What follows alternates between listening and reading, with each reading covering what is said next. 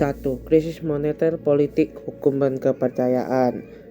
Krisis moneter yang melanda Thailand pada awal Juli 1997 merupakan permulaan peristiwa yang mengguncang nilai tukar mata uang negara-negara di Asia seperti Malaysia, Filipina, Korea, dan Indonesia.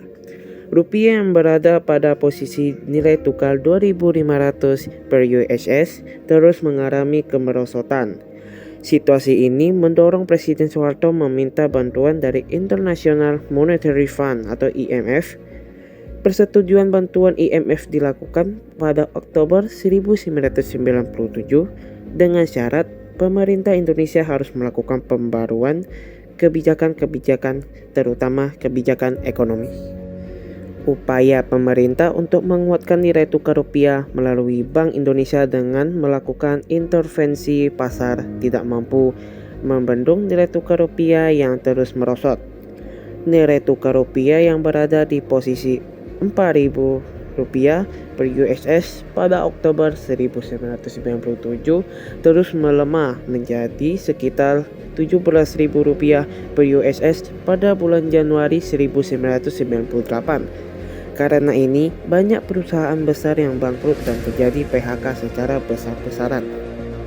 Kondisi ini membuat Presiden Soeharto menerima proposal reformasi IMF pada tanggal 15 Januari 1998 dengan ditandatanganinya Letter of Intent atau nota kesepakatan antara Presiden Soeharto dan Direktur Pelaksana IMF Michel Canisius. Pada saat krisis semakin dalam, muncul ketegangan-ketegangan sosial dalam masyarakat. Pada bulan-bulan awal 1998, di sejumlah kota terjadi kerusuhan anti-Cina. Kelompok ini menjadi sasaran kemarahan masyarakat karena mereka mendominasi perekonomian di Indonesia. Sementara itu, sesuai dengan hasil pemilu ke-6 yang diselenggarakan pada tanggal 29 Mei 1997, Golkar memperoleh suara 74,5%, PPP 22,4%, dan PDI 3%. Setelah pelaksanaan pemilu tersebut, perhatian tercurah pada sidang umum MPR yang dilaksanakan pada Maret 1998. Sidang umum MPR ini akan memilih presiden dan wakil presiden. Sidang umum itu kembali memilih Soeharto kembali menjadi presiden dan B.J. Habibie sebagai wakil presiden. Meningkatnya kecaman terhadap Presiden Soeharto terus meningkat yang ditandai lahirnya gerakan mahasiswa sejak awal 1998. Aksi-aksi mahasiswa yang tidak mendapat tanggapan dari pemerintah menyebabkan para mahasiswa di berbagai kota mulai mengadakan aksi hingga keluar kampus. Maraknya aksi-aksi mahasiswa yang sering berlanjut menjadi bentrokan dengan aparat keamanan membuat Menhan Pangap Jenderal Wiranto mencoba meredamnya dengan menawarkan dialog. Dari dialog tersebut diharapkan komunikasi antara pemerintah dan masyarakat kembali terbuka. Di tengah maraknya aksi protes mahasiswa dan komponen masyarakat lainnya, pada tanggal 4 Mei 1998 pemerintah mengeluarkan kebijakan menaikkan harga BBM dan tarif dasar listrik.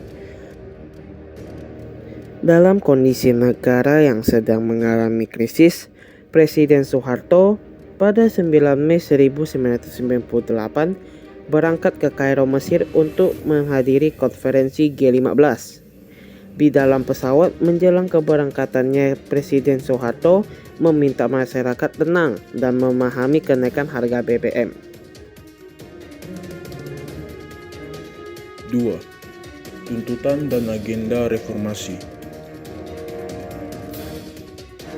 Reformasi adalah gerakan untuk mengubah bentuk atau perilaku suatu tatanan. Karena tatanan tersebut tidak lagi disukai atau tidak sesuai dengan kebutuhan zaman, baik karena tidak efisien maupun tidak bersih. Reformasi atau mati.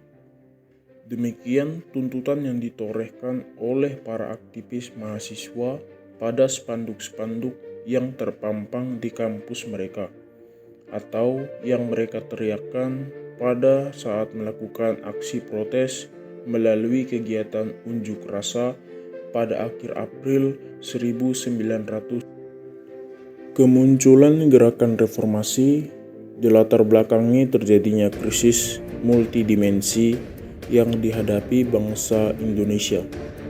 Gerakan ini pada awalnya hanya berupa demonstrasi di kampus-kampus besar. Namun mahasiswa akhirnya harus turun ke jalan karena aspirasi mereka tidak mendapatkan respon dari pemerintah. Gerakan reformasi pada tahun 1998 mempunyai 1. Suksesi kepemimpinan nasional. 2. Amandemen Undang-Undang Dasar 1945. 3. Pemberantasan KKN. 4. Penghapusan duifungsi ABRI. 5. Penegakan supremasi hukum. 6. Pelaksanaan. Agenda utama gerakan reformasi adalah turunnya Soeharto dari jabatan presiden. Pada tanggal 18 Mei 1998, Ketua MPR atau DPR Harmoko meminta Soeharto agar turun dari jabatannya sebagai presiden. Ketua MPR atau DPR Harmoko kembali meminta Soeharto mengundurkan diri pada hari Jumat tanggal 20 Mei 1998 atau DPR MPR akan terpaksa memilih presiden baru. Bersama dengan itu 11 menteri kabinet pembangunan. Pada pukul 9 WIB, Presiden Soeharto membacakan pernyataan pengunduran dirinya. Beliau mengucapkan terima kasih dan mohon maaf kepada seluruh rakyat Indonesia. Soeharto kemudian digantikan B.J. Habibie. Sejak saat itu berakhirlah era Orde Baru selama 32 tahun. Indonesia memasuki sebuah era baru yang kemudian